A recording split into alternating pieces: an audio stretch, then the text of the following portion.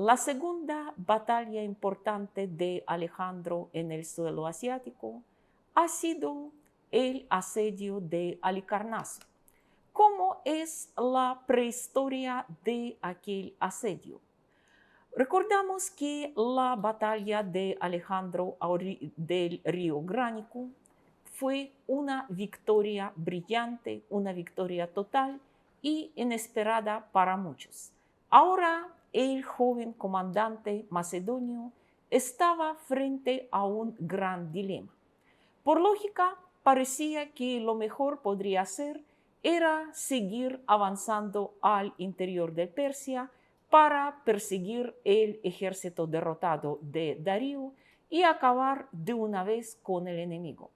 Pero Alejandro, aunque algunos de sus acciones parecen demasiado temerarios, bastante desatinados, era lo suficientemente prudente para darse cuenta que si ahora, en este preciso momento, se adentra demasiado en el territorio asiático, los persas pueden cortarle el paso hacia el mar y por lo tanto debería primero asegurarse la retaguardia, acabar con el dominio de los persas en el Egeo y Mediterráneo Oriental, tomarse toda la costa de Asia Menor y así, con la retaguardia asegurada, solo entonces debería emprender su marcha al corazón de Asia, lo que hizo Alejandro.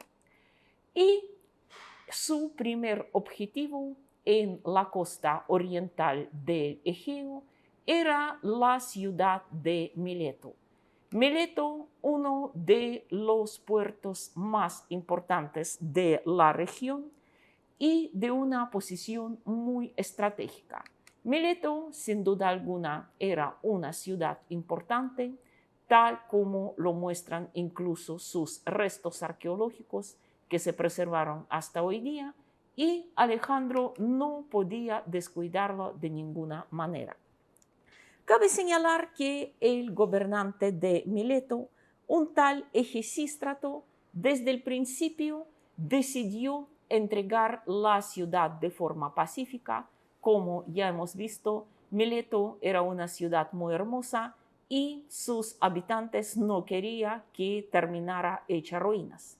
Pero todos los planes de entrega pacífica fueron perturbados por Memnón de Rodas, un personaje sin duda alguna interesantísimo, un líder militar importante, quien, aunque por su origen era griego puro de la isla de Rodas, desde joven estaba al servicio de los reyes de Persia y, paradójicamente, se convirtió en un defensor de la causa de los aqueménidas más ferviente que muchos persas puros.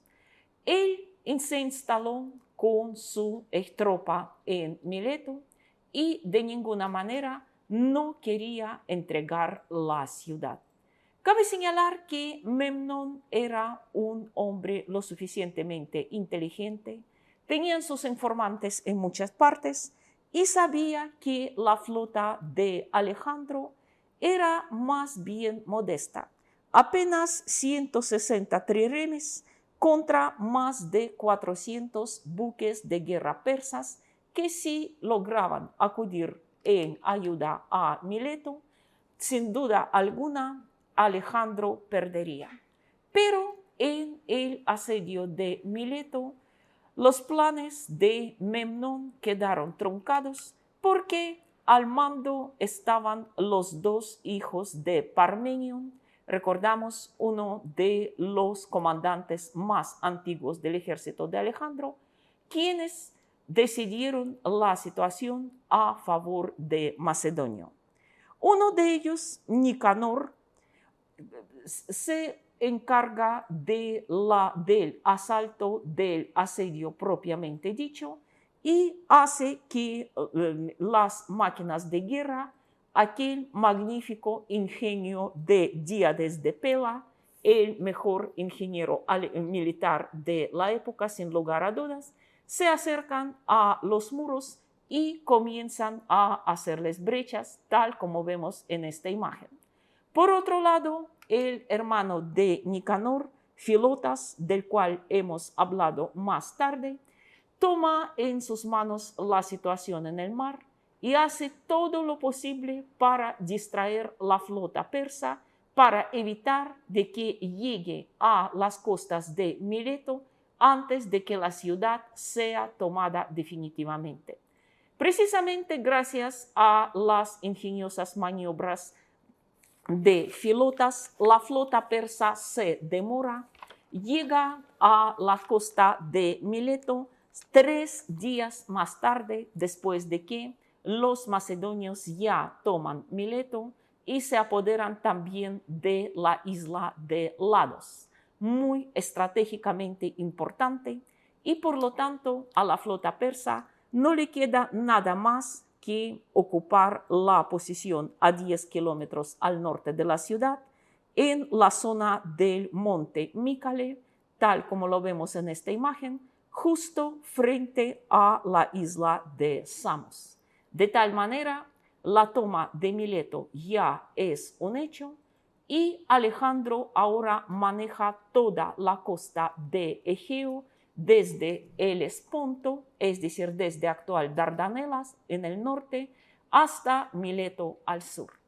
Sin embargo, Alejandro entiende muy bien que debe seguir avanzando, que mientras no se apodere de tantos territorios en la costa del Egeo, todas estas regiones costeñas conocidas como Caria, Licia, Cilicia, Paflagonia, Lidia, Pisidia, entre otros, los persas pueden volver a dominar el mar, a retomar su control sobre aquellos territorios costeros y finalmente cortarle el paso hacia el mar, lo que Alejandro al parecer temía más que cualquier otra cosa. Por lo tanto, el joven conquistador macedonio sigue avanzando por todas estas costas, las costas orientales de Egeo, hasta que finalmente llega a la ciudad de Halicarnaso. Mientras muchas otras ciudades se han entregado a Alejandro de una manera pacífica, tratando más que todo de evitar las destrucciones, al fin y al cabo eran ciudades en su mayoría griegas y por lo tanto no tenían mucha consideración a sus gobernantes persas, pero Halicarnaso o actual Bodrum, la capital de la región histórica de Caria, era otra cosa. Esta ciudad, aunque también griega por su cultura, desde hace tiempo había sido una aliada muy fiel de los persas. Vale la pena recordar al menos a Artemisia, aquella famosa reina de Halicarnaso, que fue la fiel aliada de Jerjes durante la Segunda Guerra Médica y pasó a la historia como la primera mujer almirante. Es más, Jerjes decía que en la batalla de Salamina, entre todos sus comandantes, la única quien se portó desde el principio hasta el fin como todo un hombre había sido Artemisia de Halicarnaso. Como podemos ver, los persas valoraban mucho aquella ayuda que les prestaban los gobernantes de Halicarnaso. Además, Halicarnaso era una ciudad muy bien protegida y difícil de tomar. Como podemos ver en esta imagen, estaba construida sobre unas terrazas que se bajaban hacia una bahía donde tenían un magnífico puerto natural.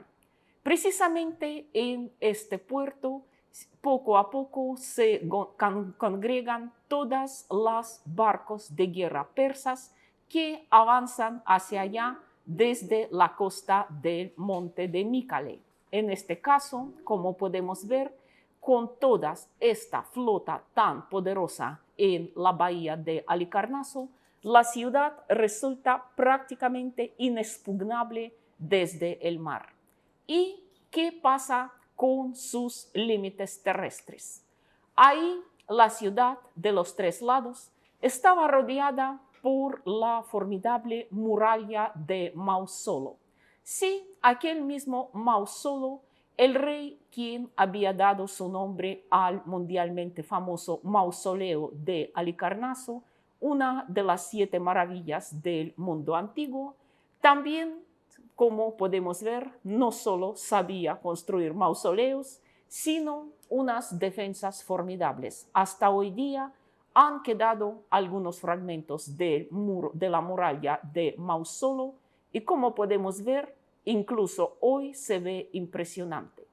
Y al igual que todas las ciudades griegas, Halicarnaso contaba con una acrópolis, o mejor dicho, con las 2 acrópolis. Esto era su diferencia de muchas otras ciudades de la época, porque la presencia de los 2 acrópolis de aquella parte de la ciudad más elevada y mejor fortificada también podría obstaculizar considerablemente a Alejandro la tarea de asediarlo. Pero incluso estas defensas fueron complementadas. Memnón de Rodas, quien después de escapar de la asediada y tomada Mileto, se dirige con su tropa a Halicarnaso, emprende un intento de fortificar aún más esta capital de Caria. Tras haberlo consultado con las autoridades urbanas, él decide cavar un foso para impedir que ocurriera lo mismo que en Mileto. En Mileto, como lo recordamos, los macedonios lograron llevar las máquinas de asedio casi directamente al pie de las murallas y destruirlos sin muchos problemas.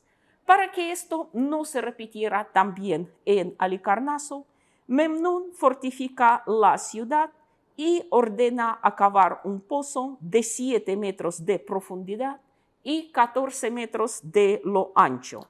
Así como podemos ver, la ciudad obtiene una defensa complementaria y la tarea de asediarla se vuelve aún más difícil. Alejandro llega a Halicarnaso en septiembre del año 333 a.C. y lo primero pues, que hace es fijarse en aquella fosa que había cavado Memnón con la aprobación de las autoridades urbanas.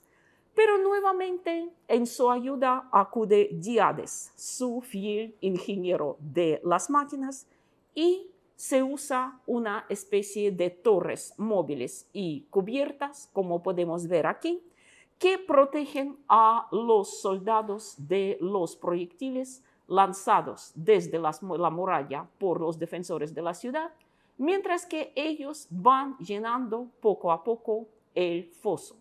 Así que, como podemos ver, el foso de Memnón dificulta el asedio, pero Alejandro demuestra que no hay nada imposible. Las torres móviles de Díades solucionan poco a poco este problema. Claro que esto frenaba un poco el ímpetu combativo de los guerreros macedonios que soñaban con una victoria fácil, con una batalla en el campo abierto. Así que una noche ocurrió lo imprevisto.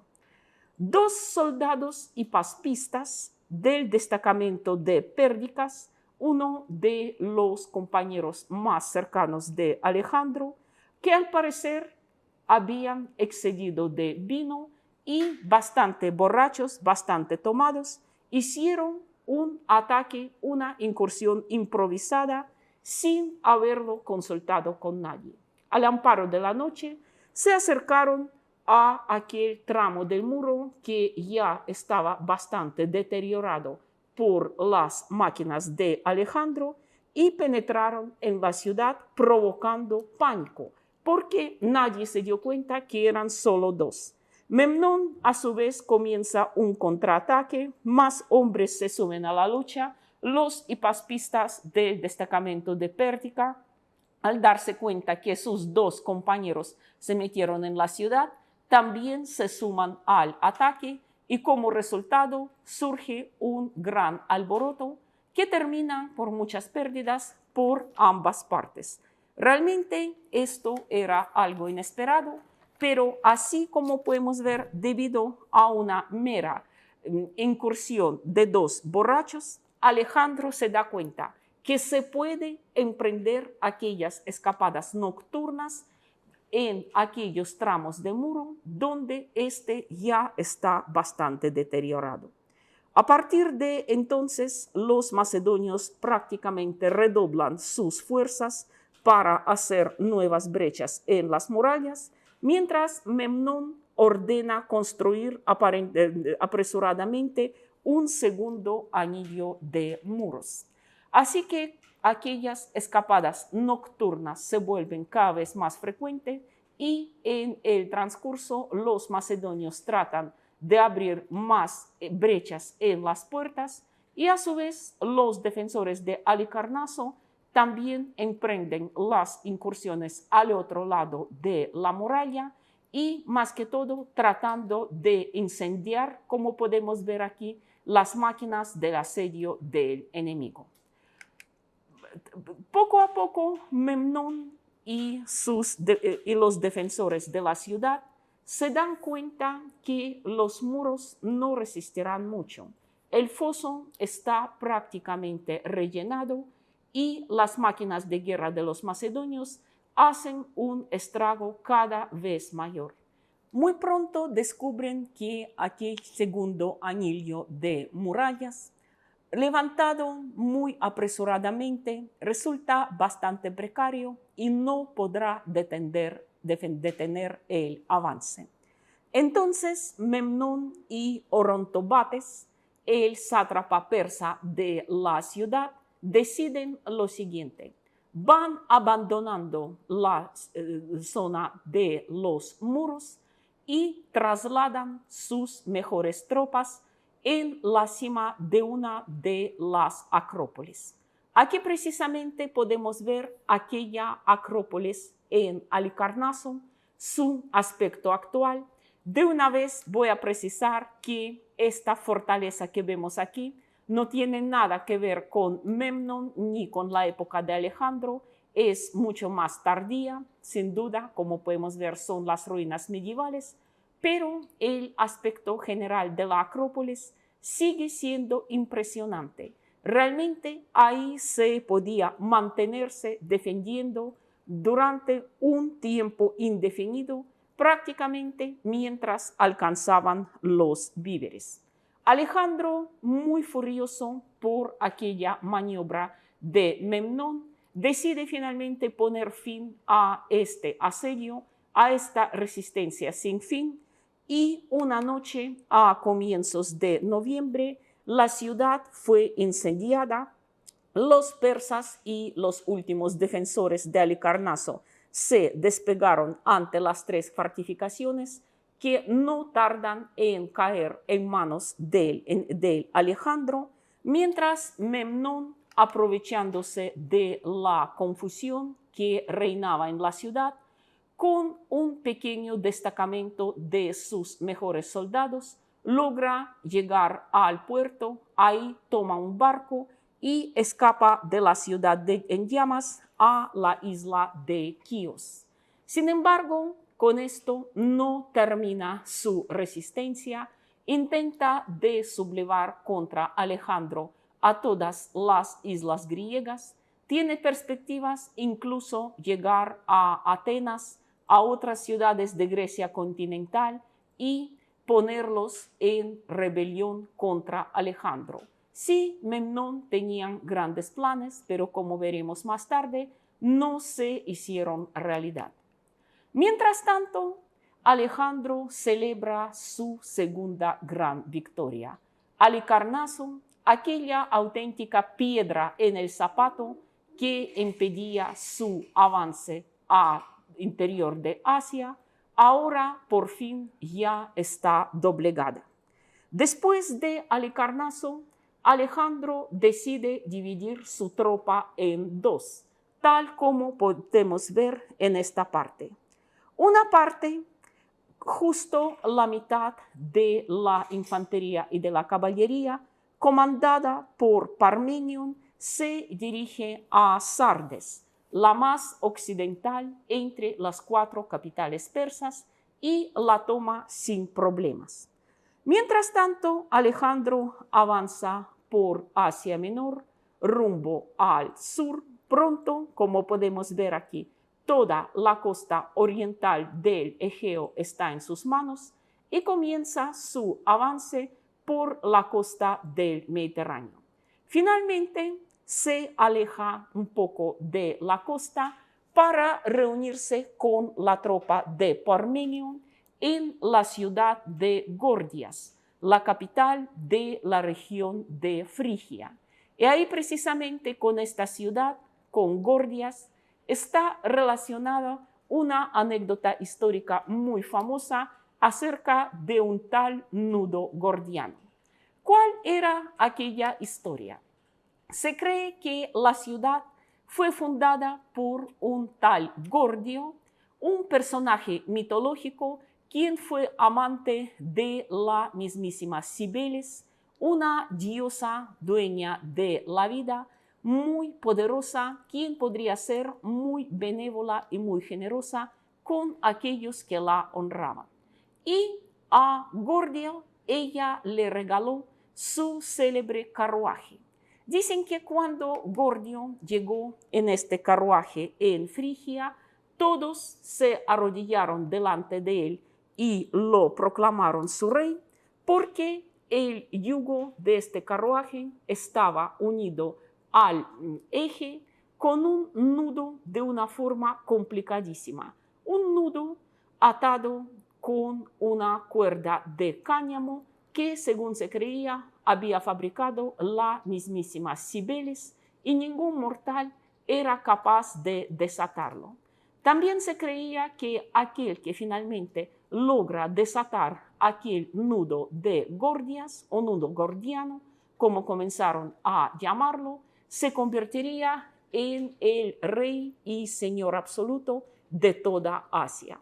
Muchos personajes ilustres a partir de entonces intentaban desatar este nudo, pero sin resultado alguno. Cuando Alejandro llega a la ciudad de Gordium o Gordias, ve que el legendario carruaje de Cibeles está todavía ahí en la plaza central de la ciudad y el nudo que está uniendo el eje al yugo sigue teniendo esta forma complicadísima. Muchos ciudadanos ilustres se congregaron ahí para recibir al joven conquistador y también tratar de averiguar, ¿será que por fin ha llegado el hombre digno de convertirse en el rey de toda Asia y desatar el bendito nudo? Pero Alejandro, a sabiendas de que no es posible desatar aquel nudo tan complicado, simplemente desenvaina su espada y corta este nudo, así nomás. De ahí la expresión cortar el nudo gordiano, es decir, acabar con un problema enredado de una forma tan sencilla como radical, como lo hizo Alejandro en la ciudad de Gordio.